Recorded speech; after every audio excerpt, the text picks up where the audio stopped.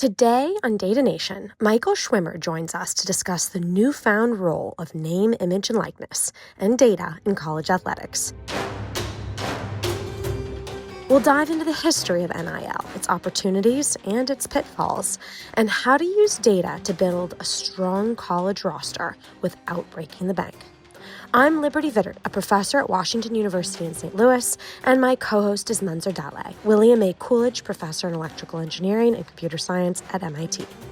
Together, we'll explore the development and function of NIL by following the money and detailing all aspects of NIL deals. Michael Schwimer brings fascinating insights as the CEO of Big League Advantage, a company that identifies star players based on analytics and provides resources to these identified athletes to help make their dreams a reality.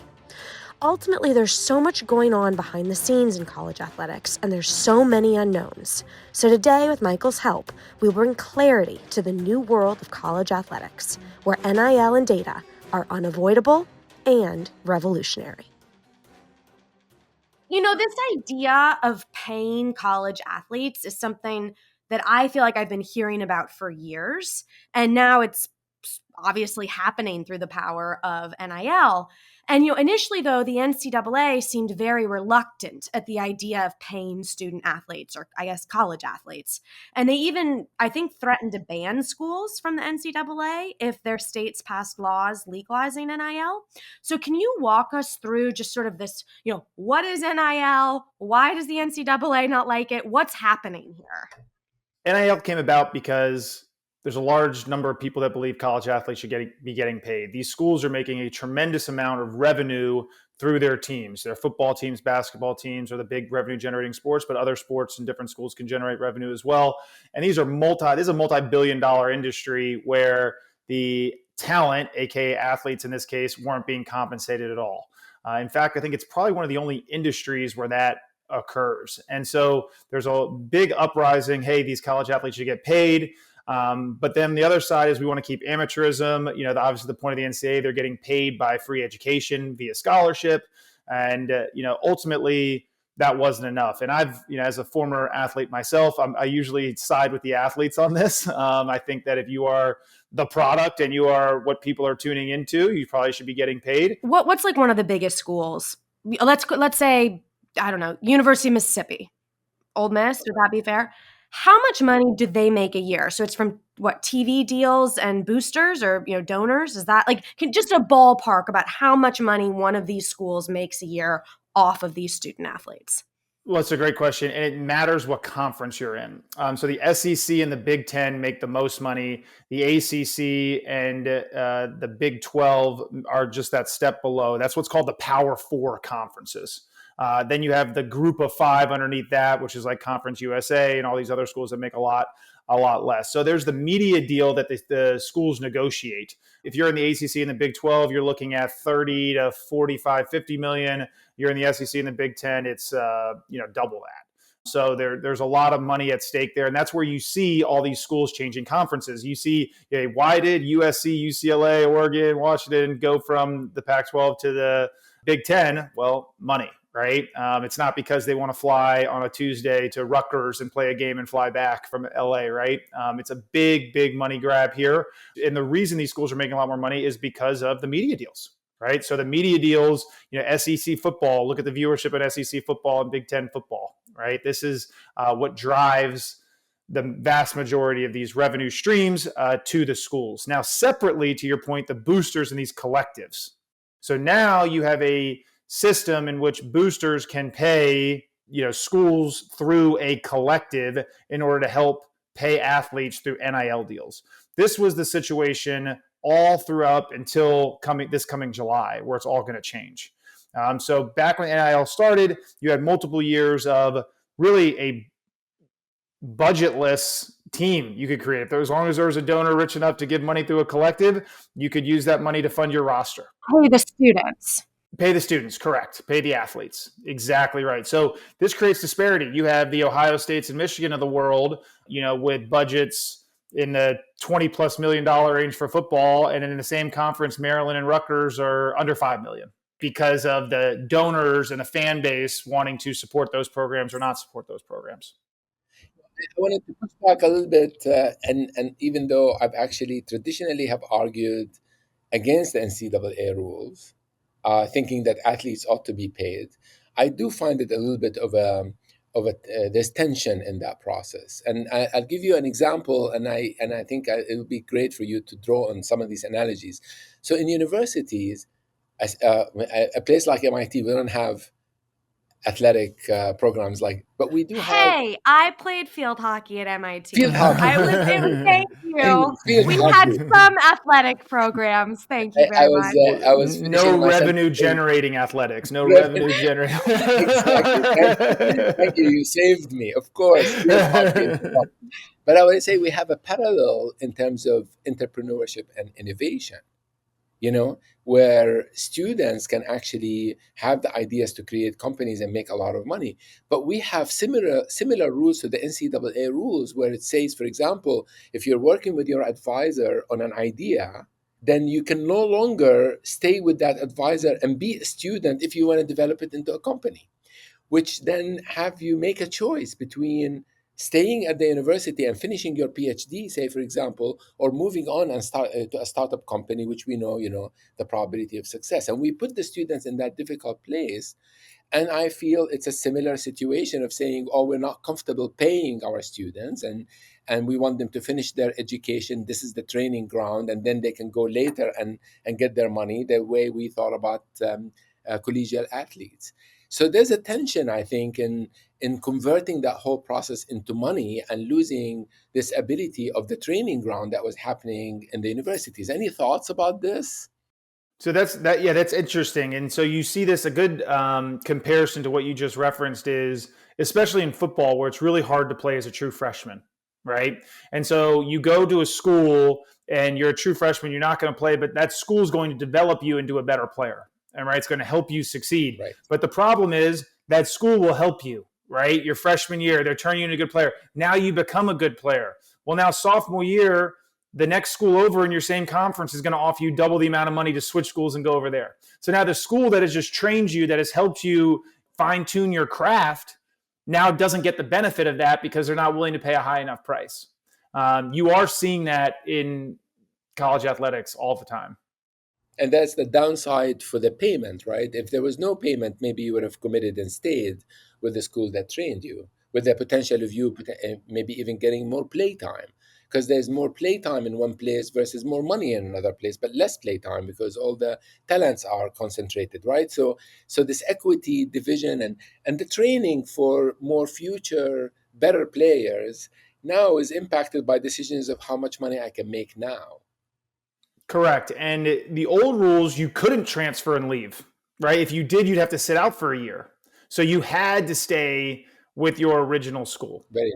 Again, some people think that that's fair. Other people, more the free market people, like, hey, the student should you should be able to make as much as you can make wherever you're going to make it. And if you want to bounce around, I mean, we are already seeing multiple athletes that have started for 4 years at 4 different universities. Wow. Really? I mean, this is happening. This is not just 1 or 2 cases right now, right? We're in dozens, if not 100 cases throughout all of sports in the NCAA world. I don't have the exact number there, but it's more than a dozen of people that have played at more than 4 universities in their career. So this actually makes it very difficult for coaches and school managers to manage a team that's so dynamic. People are coming in and out all the time. There's no real history of people playing together. I mean, it's a very interesting dynamic, and there are some coaches that can't handle it and that have just quit. Like some of the best coaches in the game have literally been like, I can't handle this, and I quit because they're not used to it. I am on the other side of this because I'm just a big player guy. In the NFL, you have a brand new team every year. Oh, wow. Right? Like, I mean, you get new free agents come in every year. You have less time to train with them.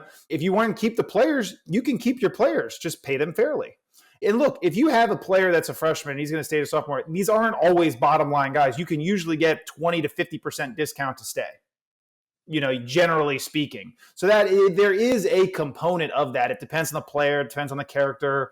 We work with, UVA, Alabama, Texas Tech. Shoot, Alabama can get massive discounts in football because they want to play at Alabama, right? So players do take a longer term view. There are, hey, look, I'll come to Alabama and I'll get X dollars now, which maybe is only 20% of my market value. But I know that I'll make so much more money in the NFL because Alabama will train me and make me this good player because they have this history of success. So this stuff does happen. This isn't, I don't want to make this a black and white. Everyone's going for bottom dollar. Are there players that will always go for the bottom dollar? Absolutely. Especially now because they all have agents. So this is another world. All the agents are getting into this world. And what the agents want is maximum money, right? Because that's how they get their cut. So you're seeing more and more of this. I guess we have to train all these players in probability theory, right? Because they all have to be calculating risk analysis and expected reward. I would argue that the whole world should be trained in probabilities a lot more than they are. And this is inherently the issue with athletes, right? Is, athletes are the kings and queens of being irrationally confident. I always joked I was the captain of the Irrational Confidence All-Stars, right?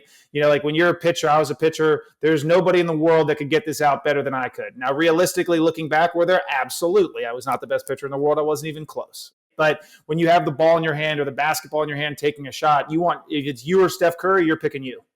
Even though that's an illogical decision, athletes believe in themselves. Every athlete in college thinks they're going to be a pro athlete. Less than 5% will. But it's a really hard thing to do to explain, this to them. So that a lot of them will oftentimes think is, well, I'm going to make it anyways, so I'll just get the most amount I can right now because it doesn't matter where I'll go. That's where you get the support systems, the advisors, the parents that can sometimes rein these kids in and be like, hey, no, right? Like talk a little bit more sense. You're a lot more likely if you're going to this school or this school. So I just want to make sure that I know where we are right now. You said everything changes in July. Yes. What happens? Where's all the money? What's happening with the transfer portal, the NIL, the collective? Like, what is the game plan moving forward? So now it's pretty simple. Now they've made the revenue share of each school, and the schools can decide how they want to split it. There's no more collective. It is not an all-you-can-eat buffet anymore. So we're at now. Gone. Yes. So this is gone. The booster thing's gone, so. It's essentially a salary cap. Okay. So it's $20.5 million that the school can allocate however they want. If they want to allocate $20.5 million to field hockey to help Liberty, they can. If they want, most schools are breaking it down the same way, this somewhat similar way, which is 13 to 15 million of that 20 is going to football, 3 to 4 is going to basketball, and then the other sports are splitting the rest of it, which makes sense from a revenue generating standpoint. There's obviously a lot of Title IX things that have come out that I don't think we need to get into on this podcast, but all the conventional wisdom and thinking is all that stuff's going to be over. It's going to be a separate, system. And all the schools that we work with 5 schools, are all operating under the premise of that 13 to 15 million football, 3 to 4 million in basketball. Now, real NIL is still allowed. This is where it's going to get super dicey. And that is that players are still allowed to sign deals with the Joe Smith's car dealership at Tuscaloosa for Alabama players. Now, the problem is these must be fair market deals, and the NCAA has hired Deloitte to audit these deals. So this is going to be in court a zillion times, right? This is like the Wild West. Exactly. But what it does is it makes it so from a legal standpoint, you can't just hey, I have a booster. I have a lot of money. Here's a car dealership. I'm going to pay this basketball player $2 million for a commercial. Because if they do that, it's going to go to the NCAA. It's going to get in court. But while it's in court, that player can't play. So it does no good. And then the car dealership is going to have to explain why this player's worth $2 million and will likely lose that. Now, again, $100,000 you probably can get away with. Right? So you're going to have to, it's this whole ground of fair market value. But what this does, I'm going to switch gears now to the data science part of this, as this is a data science podcast. And that is with now that all schools have relatively even playing fields, more even than it's ever been in the history of college sports. Now, how do you effectively allocate that capital? So now you have athletic directors, love athletic directors. They're not skilled in how much player value is across multiple sports, right? Even head coaches in college, this is not their background. Right? They don't, if you look at NFL or professional pro, that they have next to no say of who comes on their team and how much a player is worth. So nobody knows how to do this. Nobody knows how to value this. Yet they have to allocate $20 million to do this. Now here comes this beautiful data science puzzle. Now you can, get the ADs back to say, okay, this running back transfer from South Dakota State is really worth X to my organization. And now they can have that backing, because what can happen if you spend that money improperly is going to be a disaster. We saw it at Florida State last year. They paid the wrong quarterback a couple $1 million, and they had one of the worst seasons in school history. And now you're going to lose donor dollars. Now you're going to lose like likelihood to move conferences because your football team was garbage last year. Now Florida State did a really good job in this year's portal, but that's a different story. But the idea is it gives you cover. Because think about this. The coaches I worked with beforehand, all the theory was, here's good player, I want good player, sign good player. And they've been doing that for 30 years or however long they've been coaching.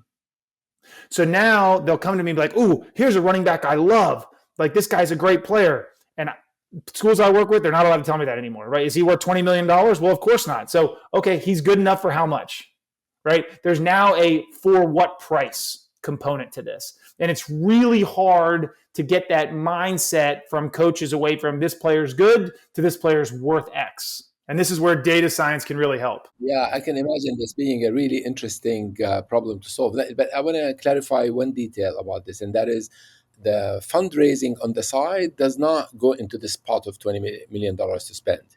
Correct. So like the school can allocate, so the school can do whatever they want, right? The school can say, if you're the University of Virginia, you can say, of the school's money, I'm giving the $20.5 million of rev share. They can also raise the $20.5 million of rev share, so it doesn't come out of the school's pocket. But the cap is 20.5. Cannot be more than that. Period. End of story. So, okay. And so as a data science, so this is great. So it's a fixed pot for everybody. Some people may not have it, but most people will try to figure out how to raise it and spend it. And you're saying this is done across multiple sports, including the managers and the directors, or not? No, only players. Coaches and everybody else are all exempt. So they still live in total free market world, when it comes to this. Got it. Okay. And what you said is the real problem is that not so much that this is a good player, but how much would this player cost me, because there's also an opportunity cost. But this is something NBA management had to do for many years with the salary cap. And yes, sort of the swapping and saying, okay, I can get two for this price of one person and so forth. So is there any know-how in the data science world from the NBA, or is the NBA has never been a data science organization? No, NBA does a great job in data science. It is a different mathematical problem slightly because there's a lot of different rules in the NBA. For example, there's, max contracts you can sign. Like in college, there are no rules with that money. Right. So like LeBron James can make only the maximum contract allowed by the CBA. I see. Right. So he can't make $100 billion if somebody wants to pay him $100 billion. Right. In college, if you wanted to, you can give all $20.5 million to one person. Interesting. There are no rules and there's no minimum. So the other really cool thing about NBA, well, cool or not cool, depending on how you look at it, NBA, NFL, MLB, is they all have rookie scale contracts. So in baseball, you could be the best player in the game for your 2 full years. Tim Lincecum won 2 Cy Youngs and he got paid the major league minimum. The lowest amount of anybody, because it's more of like a 10-year game of how it's set up. This is total free market in college. It's really more like a coalition game, right? It's not so much, yes. It's like what is the optimal coalition that I can have for a fixed amount of budget, which also has externalities in the sense that I'm also taking that player away from another team. Yes. So it's not like I just got the team from me, but I also took it from another potential competitors, which could be also a plus for me. So I have to calculate the externality factor in my data science calculation. No question about it. And, I'll draw back, give you like a real life example. We've been doing this for 3 years in basketball. So we partnered with the Alabama basketball program to help their roster building. Our first year we took over, we helped with the recruiting in basketball. We have every shot, every decision, every player's made 15 years old and on, all skill level adjustments, all opponent based. So we know, like, again, how they're going to perform to a tighter degree than the eye test, right? So we put together this roster, and it was the first time in school history in over 100 years they were number one in the country going to the postseason tournament. A lot went right there. Issue, 7 or 8 starters gone the next year, because when you have a good team, you leave for the NBA, you transfer out, all these things. We have next to no money, under like about $1 million, a little less than $1 million in NIL. All these other schools, a lot bigger donors for basketball. Because remember, Alabama donors are giving it to football. Like the basketball program was a lot less at that time. We couldn't even get like talk about getting a recruit from Florida to help that, in the conference. Absolutely not. We couldn't even get a mid-major. Our starting lineup was Hofstra University, Cal State Fullerton, North Dakota State, Ohio University, and Wofford. But our models looked at the coalition of how we can build those rosters and the talents of each of those players, not individually, but how those talents and those skills are going to react amongst each other to create the most points on offense minus the most points on defense. And for the first time in school history, they got to the Final Four. Wow. With a roster that had the lowest salary or one of the lowest salaries in the entire, SEC. So you can do this type of stuff. Now it takes a lot of work. I mean, again, we've been building these models in basketball 5-6 years, have incredibly intelligent people, always hiring, by the way. If anybody's listening, I'm throwing a plug in, Liberty. But if anybody's listening and likes sports and data analytics, please, apply for a job here at BLA. That the company that works for the schools is called SAA Sports Analytics Advantage. And it's really hard. It's really hard to be a data scientist at SAA because it's a really different skill set than your normal data science folks. And that is because we really put a premium on creativity. And it's really hard to get that logical algorithm building brain paired with a super creative, outside the box thinking, brain.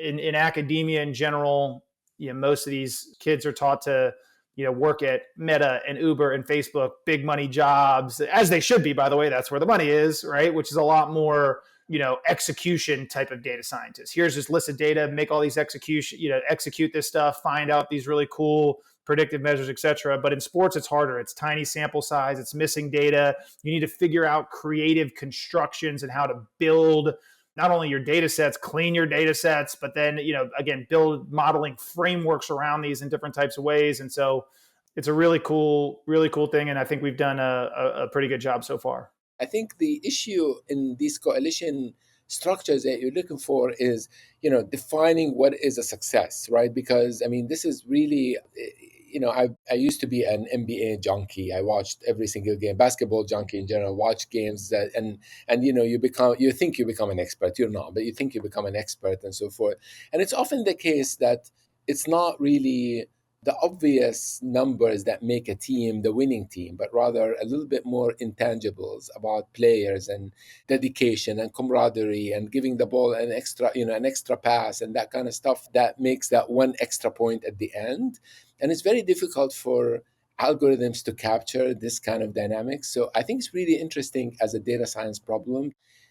You can be successful, but can you really develop confidence in your methods? Yeah. In the last 10 years since we've been operational, 2,500 data scientists have tried our assessment. Under 100 have passed it.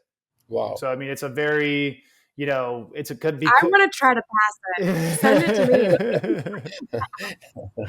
Yes. But we want there to be more. So I'd love to kind of, it's usually the people that pass it aren't necessarily the highest GPA people. It's more of the people that, on the side, I made a fantasy football team or I watched basketball all the time and I wondered why your team's not fouling at this. So I built this model to determine this. It's like those types are generally speaking, the ones that are able to, get through and pass our assessment. So I just want to step back a little bit because, you're talking about building these models and how much data you have on all these kids. How do you get all this player on high school kids? If you're trying to recruit seniors in high school to come on as freshmen to the team, how do you do that? How do you account for them in your model? So it's different in all the sports. Basketball is what I was referring to with every shot and every decision they made 15 years old and on. The reason is because they have this really cool system called the AAU system. So if you map out all the good players, play all the good players, right? From 15 years old and on. We also have about 10 to 15 of these high schools that are athletic high schools, IMG, Montverde, the Brewster Academies, like all these types of schools that we will model those out, but we only count the games where we have opponent adjustments. Obviously, we don't care if you score 60 points against somebody that we have no idea about, right? So everything you do must have an opponent adjustment to get the correct skill levels. And what we're looking for there is progression through the years. So we know different skill sets develop with different players at different rates and different times. So we can then project what are you going to be at 18, 19, 20 years old. So one interesting example, if there's any, I think we got a lot more data scientists than basketball players, but for 10 seconds, if you're a basketball player out there and you're 15, like finishing at the rim over elite rim protection is a really good skill to have at an early age. Being crafty on the rim. Shooting not doesn't really matter as much at age 15. When you get to 18 or 19, shooting is the most important skill, right? Like be able to shoot like accurately from distance, but each skill develops again over time. And so when you look through and you can find these correlations, you can then predict what they're going to be. Brandon Miller was the number one player we thought in the class coming into Alabama. He was a 27% three-point shooter. We projected him out at like a 37% shooter at Alabama. And he ended up shooting close to 40% from three, was the first college player taken in the draft. Why? Because his free throw percentage, his floater percentage, his two-point jump shot, all these other different percentages against different types. Like we knew he had touch. He just hasn't developed a three-point shot quite yet. No, it's interesting because let's imagine that BLA, I guess your company is the only company out there that does this. Just bear with me for a second, right? And so then what happens is that you would have these methodologies for selecting the players and ranking them and so forth. And you are changing the game because your method assumes a certain type of a game that these people will be successful at. You're selecting the players for that game. You will be changing the game, and over time, I think this impact will be felt by what we see as a top player. I appreciate that. I mean, tooting our own company horn here. We work with 4 schools this year: Alabama, Duke, Michigan, and Texas Tech. Last year, Michigan won 6 games. Texas Tech nowhere close, right? And now we have all 4 in the top 12 in KenPom ratings right now, like top 12 in the country. I mean, this is, what can happen when, and it really just shows too how bad the market is, right? Like how bad eye test can be. And it's hard. Eye test is a little bit easier in the NBA. There's 30 teams. In basketball, there's 363 teams. Yeah. Like how am I supposed, as a coach, watch 363 teams play every game and try to figure out the starter at Eastern Kentucky getting 20 a game, how he correlates to the bench player at the University of Florida, right? Like how do you do that? It's just so hard with your eyes. Versus, again, NBA, when everybody's professional at the same level, I would still argue the data is far more important than the eyes, but the eyes are a lot better, right? Because it's a lot of like-to-like comparisons. Sometimes in class, I use this example for my students from the Red Auerbach, from the old Celtics days. I think it was an interview with him, and he presented this scenario. He says, your best players are playing and then they're losing. They're not doing very well. So you take them out and you put the second team, and the second team catches up, and now you're tied for the last shot. Do you stay with the second team or you bring the first players? And I always present that as a statistical test for my students, and that is the question of, how do you rationalize this problem from a statistical point of view? Because, you have such a terrible day for these players. And the other team has brought you all the way to a tie game. And he was saying you bring your starters. I mean, we have a lot of data now. We have heart rate monitor. We know who's tired. We know how long everybody's been on the court. We can optimize for all these things of who we think, there's a lot more we have now than Red. I mean, do you think Red Auerbach was just so far ahead of his time, a true legend of the game? And that's what you see too. It's like these coaches that were legends. We had the fortunate, we work with Coach K. Our first 2 jobs were at Duke with Coach K's last 2 years, right? And he was playing penetrate, Even kick. I know who Coach K is. There you go. He was playing penetrate, get in the paint, kick, shoot threes before anybody understood what that was. Yes. Right? Yes. And if you think about basketball, it still annoys me. It's like it took till the early 2000s to realize 3 points was more than 2.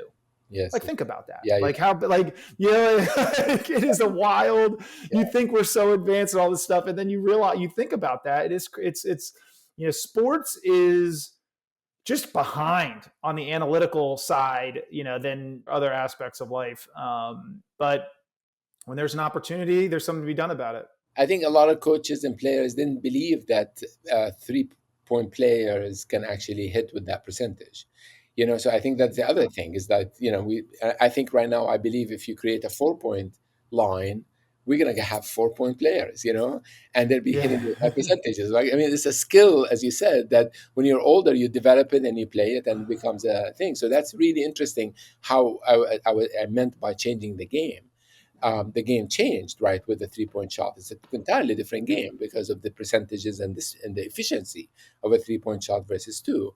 So now big men are not as important as shooters, right? And the value, well, they are, but it's a different. I'm gonna push back on that, and this is where I think this is an interesting point. Is everybody thinks the NBA is just running down, shooting threes?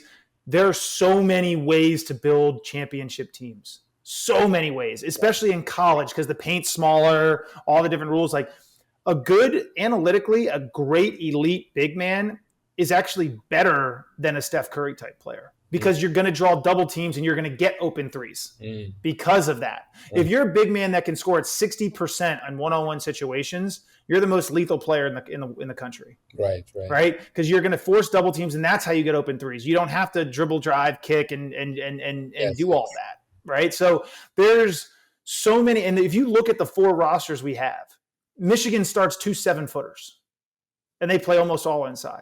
Alabama spaces it, runs, shoots more threes than anybody in the country. I mean, there's 4 completely different styles of play that we have. And that's what I love about it. You get information from the coach. Here's the team I want to build. And then you simply you optimize the coach's brain. This is where I think a lot of data science gets wrong. They say, look, I think data science sometimes have too big of an egos. I'm going to say it, right? And I think that sometimes they go in and they'll say, here's the rules of the game. This is the most effective way to play. Do this, right? Well, first of all, even if you're right, coaches aren't going to listen to you because nobody has bigger egos than coaches, right? And second of all, if you go to the coach and you say, this is what we do, we go, look, we know you know more than we do. We know that. That's the premise we're going to work off of. You are smarter. You've been around the game. How do you think about the game? How do you think about winning? And our job, right, is to build a model, right? Because you have one fatal flaw as a coach. You got 2 eyes and 1 brain. Nothing you can do about that. You can't watch 363 teams play every game. So we're going to build a model. We're only going to be 80% as good as you. We hope. Like if you watched one game and isolated every little thing, you're going to be better than our computer. But if we can be 80% as good as you, watching every game simultaneously, grading every play and grading every player and grading every skill set, and now we know what you're looking for, we're going to create you a roster that can be dynamic. And it's a roster that you know how to coach because the players that you have. I mean, Nate Oates at Alabama, unbelievable coach, one of the best coaches in college basketball. You put Zach Edey on his team, who's a 7'6" monster post player, one of the best players, in college basketball. It's not going to work. He doesn't know how to, that's not how he coaches that style. Yes. So you have to match the players with the coaching philosophy. That's a really cool part of the puzzle. That's really interesting. Very interesting. So I just want to make sure that I get this. So you're doing 2 things. It sounds like it's not just building the roster. You also, it sounds like you do real-time decision making too. When you said you have heart rate monitors, you know how tired they are. So it's sort of like a 2-part thing of you build this roster, but then you're also deciding at any given moment in the game who's on the court. We do whatever the coaches want us to do. So there are some schools that want us in football to figure out what plays are going to work against what down and distances. There are other schools that are like, just build the roster, we're good, right? I mean, it's just however we can be of help to the university, we want to do that. We want to help win games. Are you allowed to make real-time decisions based on computational capability? Is that like an AI-assisted tool?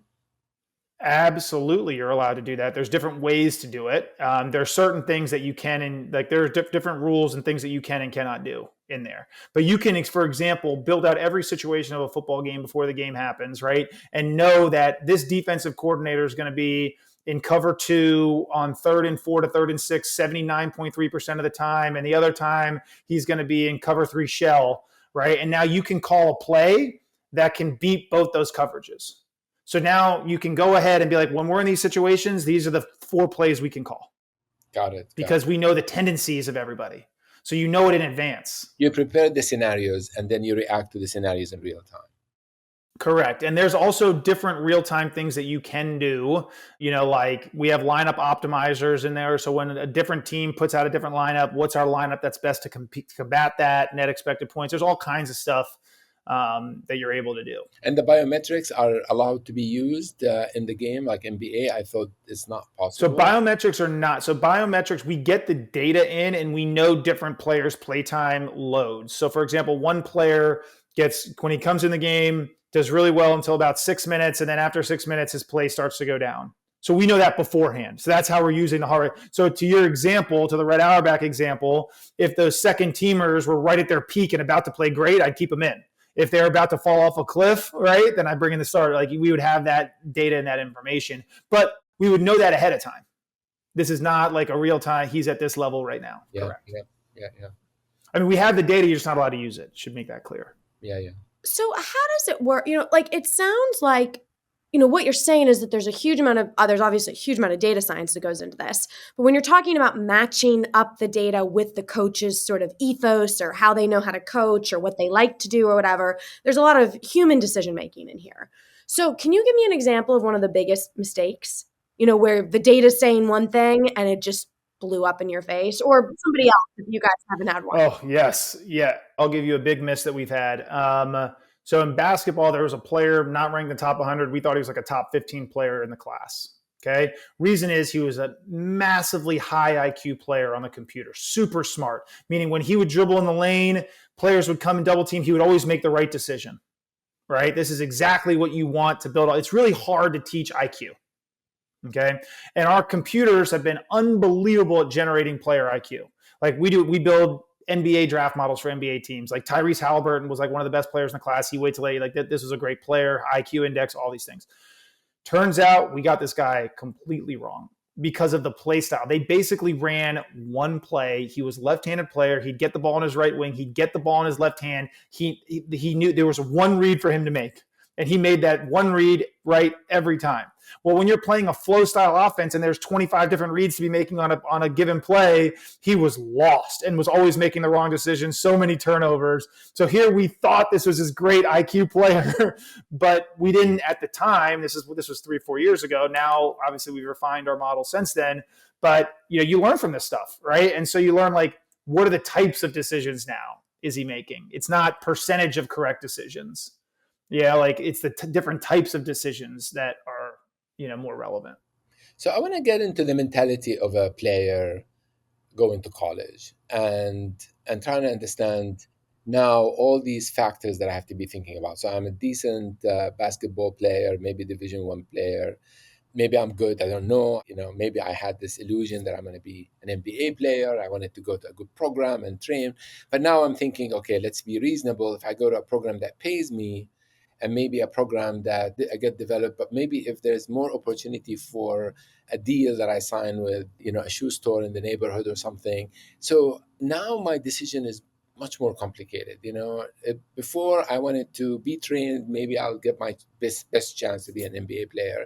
Now I'm going to try to maximize my income in the meanwhile, in case things fail and I compromise that. From the player's perspective, who's helping them? I mean, as a parent, I don't think I can help them. Yeah. Well, you could as a parent. Most parents can't. But if you had the right data, I promise you could help. But the idea, I get this question from parents all the time. Okay. Here's my son. What do I do? Right? He's getting offers from these 4 schools. This school's offering us $50,000. This school's offering us $200,000. This school's this school's that. This school's guaranteeing me playing time. This school's not. I mean, there's so many factors, as you say, going in. And by the way, you're 17 years old, right? I mean, I don't know what you were like at 17 years old, but I probably wasn't making the most logical decisions at the time. But the idea is how I help parents is I model it all out for them. Right.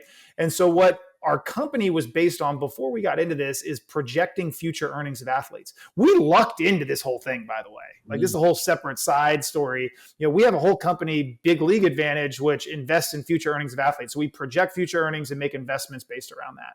Right. So now once the NIL stuff started to happen, we were the only company around that had valuations for players by luck. Right. And so what I do is I say, look, okay, here's parent. Here's the 4 schools. here's the head coach, here's the systems that they run, here's how your kid is going to fit in these systems. We build a simulation model. We say, here's his general statistics if he goes to all these types of places, and we say the value for going to each of those schools. Then you overlay the dollars. Right? So you say, okay, at this school, I'm going to average 13.8 points, 14 rebound, whatever. For this school, I'm going to be played totally different. And my future earnings at the end of that year is X, Y, Z. But now, so let's say your future earnings is $11 million after year one in school A, 12 million after, school B. But school A is offering you 2 million, school A is offering you 100,000. I'm going school A. Even though it's not as good of a school for me technically, the math still works. Now, if school A was only 5 million versus 12 million, I'm making a different decision. So we will do these analysis, for players and their families. And these commitments that the universities make, they are obligated to stick to it, or can they change their minds? No, obligated, but only 1 year. That's the problem. All these contracts are 1-year deals. That's where you're seeing all this crazy action. I think this is going to change. I think you're going to see contracts like coaching contracts, where it's 3-year deals and you get a buyout in there, right? So it's like 100,000, 300,000, 700,000. But after the first year, if you're $100,000, now you're going to 300,000, but you're the best player in the country and you're worth 3 million. Great. You can transfer, but you have to pay $1 million buyout to the university. Wow. So now the school that wants you has to pay these buyouts. That's how I think it should go, because this means that players will stay at the same school longer. For the player, they're locked in $1 million over 3 years. And the school is now committed. You don't have to think about it. And by the way, if he leaves for $1 million, that's an extra $1 million of revenue. You can go get some more players. Is anyone else making money off of this besides the players? As we said, this is a little bit of the Wild West of what's going to be happening now in terms of, the car dealership being able to give the kids money. Is there, it always feels to me when something this new with this much money is starting, that there's going to be some funny business or some accidental funny business, and things are going to be in court. I mean, this is a lot of money. These are players' lives. These are colleges that rely so much on this money and this play. Where do you see the pitfalls of this coming? Oh, there's a lot. But think this is not like a new thing. That it's like the way you described it. I would say, like, instead of the school making 50 million, now the school makes 30 and the players make 20. So it's not like, it's a little bit, it's, the definition of revenue sharing, right? They're going to have to share this revenue with the players, right? Now, of course, all the schools are going to call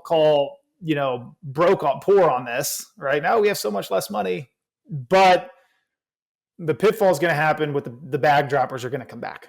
When I say bag droppers, I mean, this is how it used to be when those athletes were allowed to get paid. Hey, come here and we'll give you $50,000 in a brown paper bag, right? Now, identifying the bag droppers is going to be impossible. You used to be able to do it because all of a sudden the player's driving around a Ferrari. You're like, well, that doesn't make sense, right? Well, now, if you're getting $1 million from the rev share and $500,000 under the table, and now you're driving a Ferrari, nobody's going to know that, right? Mm-hmm. Now, where I'm a little bit optimistic on the bag dropping is I think donors are going to be boosters a lot less likely to do that. Back in the day, you feel bad for a player. This guy's dominating. You're the star quarterback. Here's a few $100,000. Like, morally, maybe that's more okay for a booster trying to get inside their head, right? Now this player's making $1 million. I got to give him an extra 300,000. You guys are already making $1 million. Like, I'm not willing to do that, right? I think is where you're going to see it. Now, will some people say that are billionaires that I don't care, here's money? Probably. Right, and take that risk. That's the big pitfall in this whole system. Anytime you don't have a full 100% free market, there's always going to be people getting paid in different ways. You're going to see the NIL side of it. You're going to see, here's a booster in the hedge fund land that you can't give a true NIL deal to. So, hey, I'll go pay Microsoft or $1 million. And now Microsoft gives my player $1 million NIL deal to go on a commercial. So like that indirect route of real NIL, you might start seeing some of that, in there as well. The free markets, I am a big believer of free markets, but when they optimize the long term, not the short term, right? And so you're going to allow free markets in the short term, and we end up in monopolies and concentration of wealth and all of that stuff with free markets. I mean, it's tough, but with the long term and understanding, it's putting on the right objective. But maybe there was a different world, Michael. Maybe we didn't think about a different world. So let me propose a different world where there was no money in collegiate sports. No money. The universities don't make money. The players don't make money. It's a training ground. Nobody makes money on my courses. Very small amount of money, but we train these students in statistics and and decision theory and all of that stuff. And then they go to the real world, and then there is where there's the money. Why is that model not a good model? I love that model. That's what we were doing in 1930, right? When the NCAA started, but now what happened is, right? What happened is everyone started to watch and got addicted to these sports. So then people wanted to put it on TV. So then people wanted to pay to put money on TV. So now the schools are making $1 billion. So now this is the NCAA's point. Hey, let's just train them up. Let's never pay them anything, right? This money, they never got paid anything in 1930. Yeah, that's not a good argument, right? Because someone is making money. Right. But I mean, that's the issue with popularity. And anytime someone's making money, everybody wants a piece. Yeah, I agree. Now, here's what's great about why it makes money, right? It's an amazing thing because football is the golden goose. Why can UVA have a field hockey team? Because of football.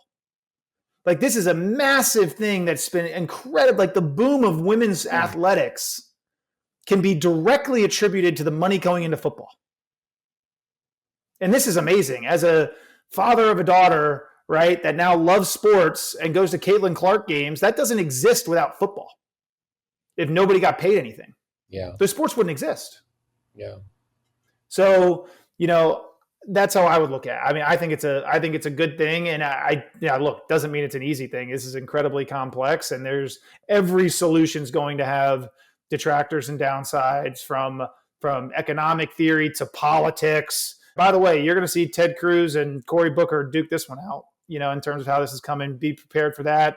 I would bet any amount of money within the next few months Trump chimes in on this. This is a real thing here. Yeah. So, we're going to see how it plays out. I have one final question. So you guys basically built, for Alabama, this team that went to the Final Four with the least amount of money. You name the roster. Is there ever a time where one player is worth $4 million, a majority of the money, 25 to 50% of the money? 25%, absolutely. 50%, it gets into external stuff, right? And so this is what's happening with BYU. The number one player in the country, AJ DeBansa, decided to go to BYU for next year, reportedly getting about $8 million. Now, remember, this is the last year that you can go crazy, right? So but the idea for a school like BYU and pay one player all the money, essentially, is that now if I can get a first player pick in the draft, all for the next 5 years, get a lot better recruits coming in. So the theory isn't I'm getting in for this year to build the best roster. The theory is long-term. If I get 1 or 2 draft picks, now the next best player in high school will be like, look, I can develop draft picks, is the concept. Yes. If you're looking purely mathematical, if all of sports happen in just 1 year next year, no player is worth half the portfolio in basketball. In football, the best quarterback in the country will be worth about a third, which a third of, $15 million is no joke. Well, Michael, thank you so much. I thought this was fascinating, and I know we're all going to be so excited to see how your teams do next year. So we hope you're going to come back and let us know the successes and the pitfalls of your first year working in this new world. I appreciate it. Thank you so much for having me. Thank you so much. It was really informative. I wasn't really aware of all of these things happening in the collegiate sports. And this is a lot is going on, right? I mean, payment decisions, fundraising, ability to do external contracts. And I don't think parents and kids are ready for all of this. And, this was an eye-opener. to say the least. I don't know what you felt, Liberty. It's one thing when you think about basically kids going into the major leagues for whatever sport, and they talk about how so many of these athletes lose all their money because they don't know what they're doing. I mean, think about a 17-year-old. I mean, you give most 17-year-old boys $200,000. Like, I don't know if they're going to survive it. You also have that. Like, it's just these kids with all this money, and a lot of times parents, I wouldn't know how to like advise a kid on this, but parents that just, this is just, it just feels like it's going to be the Wild West, and I think it's all a little scary. When my son was trying to, he was a Division III basketball player, and we, it's like there's no money in Division III, and yet we were struggling because the balance there was more about playing basketball and getting a good education. And wanting to make sure that we are in both, right? The good education is the formula for success in the future, right? And so you have to make these decisions, but they were a lot simpler, I would say, than thinking about these big contracts and so forth. So yeah, I think we have some people that do think about sports analytics at MIT, and I'm gonna throw at them this new word that I learned today and see where maybe we can take it a little bit further in our students thinking about these issues. Yeah, and I think especially given that you have these kids that might be making $2 million a year for 4 years who will have no prospect making anything like that afterwards. It's like this is their only moment, these 4 years to make this money, or $800,000, which could be life-changing for one of these kids. But that's it. When they get out of college, they're going to be making $75,000 a year doing something. So it's like, how do you help them maximize that and not waste that? Very interesting.